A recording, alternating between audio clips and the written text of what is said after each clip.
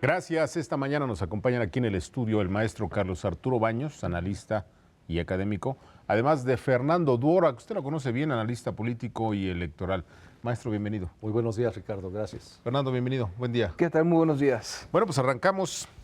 Maestro, López Obrador vuelve a cambiar el discurso a días de la elección y ahora dice que va a fortalecer al ejército, a la Marina. Había dicho que prácticamente los iba a desaparecer. Estamos viendo coqueteos. ¿Qué estamos viendo?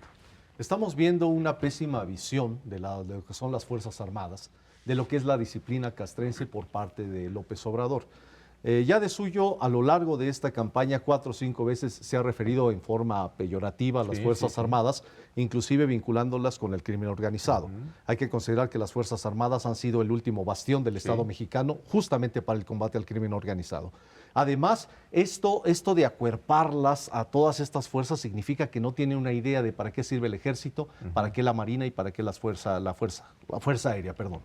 Y también que no entiende lo que es la Guardia Nacional, porque la Guardia Nacional lo que es un ejército de civiles preparados con formación militar, pero en auxilio de las Fuerzas Armadas. Claro. Lo que él quiere hacer es un pegote que inclusive va en contra de la Constitución y que inclusive va a ofender a buena parte de las Fuerzas Armadas. ¿Qué significa, Fernando Duorak, esta especie de hacer una especie de licuado con todas las Fuerzas Armadas, las policías y demás que propone López Obrador, y las críticas que han venido del exterior hacia el propio López Obrador, que dicen que no entiende nada ni de democracia, ni de economía, ni de Estado? Creo que López Obrador se está topando aquí con la realpolitik, es decir, olvidó que las Fuerzas Armadas pueden no ser un actor político, pero son un actor institucional. Claro, fundamental, es decir, además. Son pilares de la institucionalidad de México, de los Estados Unidos mexicanos, son el último reducto de esa institucionalidad y creyó que podía ser, con esa mezcla que bien mencionas, una especie de guardia pretoriana. Claro. Es decir, centralizar todas las lealtades a su persona bajo una falacia, es decir, que él va a controlarlo todo, que tiene la capacidad de monitorearlo todo. Es parte de un discurso muy simplista, pero se dio cuenta que hay pesos, hay contrapesos, hay orden y naturalmente lo que hacen los militares es guardar las instituciones. Y si ven que las instituciones se pueden deteriorar, también están preparados para actuar en consecuencia. Creo que es una dosis de realpolitik. Una pregunta para los dos, y es una pregunta que se hace mucha gente, Fernando Maestro. ¿Las Fuerzas Armadas serán institucionales independientemente de quién sea el ganador en el proceso electoral? Así debe ser. Mira, Ricardo, yo repasando la historia inclusive de América Latina, debemos de reconocer que nuestras Fuerzas Armadas han sido muy leales al constitucionalismo. Inclusive ha llegado un momento en la historia de América Latina, la década de los 70, donde prácticamente toda América Latina está bajo dictaduras militares, no así México. Y eso que teníamos unos populismos autoritarios terribles. En ese sentido, nuestras Fuerzas Armadas son, como bien lo dice Fernando, uno de los grandes soportes de la institucionalidad democrática y así deben seguir siendo.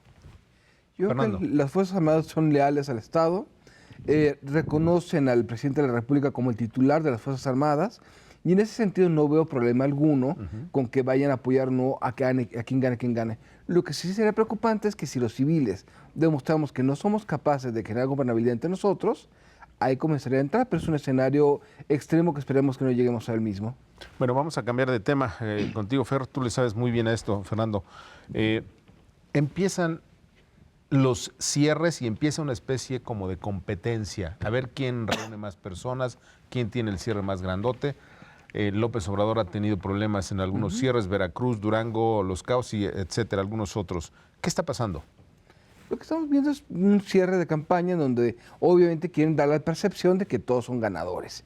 Y vamos a ver una gran guerra de imágenes, de acarreos naturalmente, y vamos a ver una serie de acusaciones y contraacusaciones sobre la derrota de algunos por llenar o no una plaza. Claro. Entonces yo creo que es algo completamente normal en la democracia y bueno, al menos estamos tratando de tener ciertos mecanismos que verifiquen, ¿no? No va a ser como como pasó hace unas semanas, que Rocío Nale puso una toma del concierto de los Rolling Stones en Río de Janeiro y lo presentó como el cierre de campaña o un acto de campaña en Cancún, ¿no?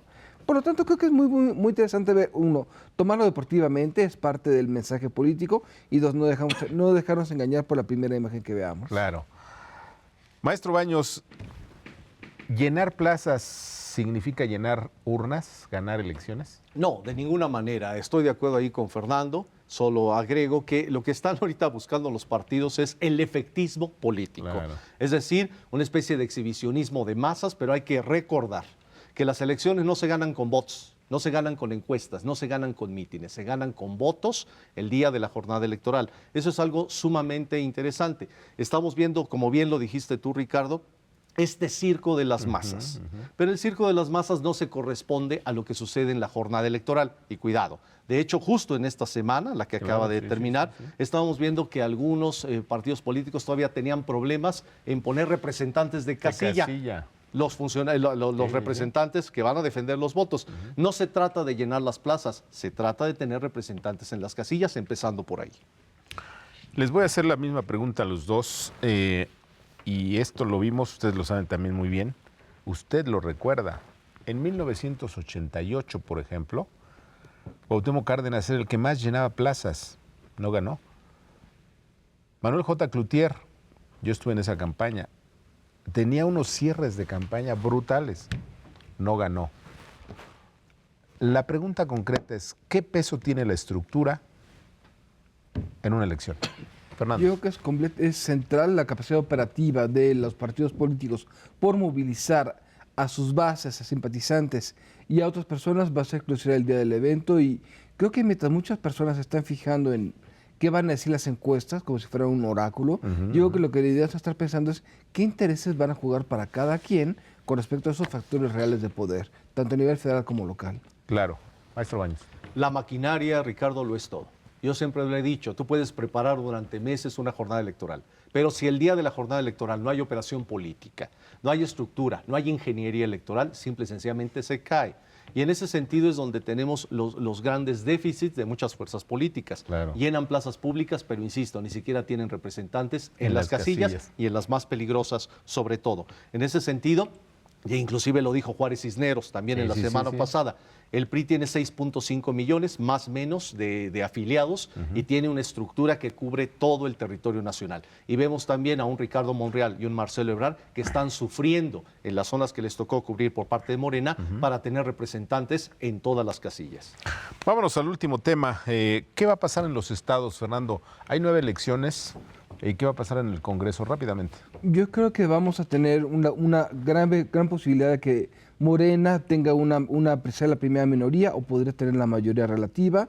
Ahora en el Congreso. Pero aquí hay otros temas. Estamos hablando que 28 legislaturas locales van a renovarse. La mayor parte de ellas van a ser las legislaturas intermedias de gobernadores en funciones. Sí. Y sería un escenario catastrófico para ellos tener una mayoría de Morena. Claro. ¿Cómo van a ser los acuerdos entre los partidos para repartirse ciertos votos divididos entre sus bases? Creo que para mí esa va a ser una pregunta muy importante que puede también llegar a modificar la supuesta conformación del Congreso de la Unión. Probablemente sea la elección más importante, después de la presidencial, por supuesto. Así es, Congreso, y obviamente, ¿qué van a hacer gobernadores que permanecen? Sí, y que pueden tener Congreso opositor. Exactamente. Y de Morena. ¿Y cómo van a intercambiar ellos? Claro. Los votos a los diversos niveles de gobierno. Ese es un gran tema. Maestro. El electorado mexicano ha demostrado, Ricardo, desde el 2000, en ese sentido, una gran sapiencia. Es decir, hace un voto diferenciado. ¿Sí entiende este tema? Desde el 2000 hacia la fecha, Ricardo, nunca le ha dado la mayoría a una sola fuerza política. Ese es un gran tema. Claro. Eso hay que reconocérselo, es una gran sapiencia del pueblo y del electorado mexicano. Siempre diferencia su voto, siempre lo divide, siempre lo reparte. ¿Para qué? Para generar pesos y contrapesos. Muy bien, bueno, pues ¿qué le pareció? Mire, a mí me parece que hay un tema que es fundamental y que es justamente lo que acaban de decir nuestros invitados. ¿Qué va a pasar? ¿Cómo se va a comportar usted del electorado frente a otras elecciones, no solamente la presidencial, Congreso, las elecciones en 11 estados? O sea, ¿qué está pasando ahí? ¿Cómo vamos a actuar? Eso va a ser fundamental.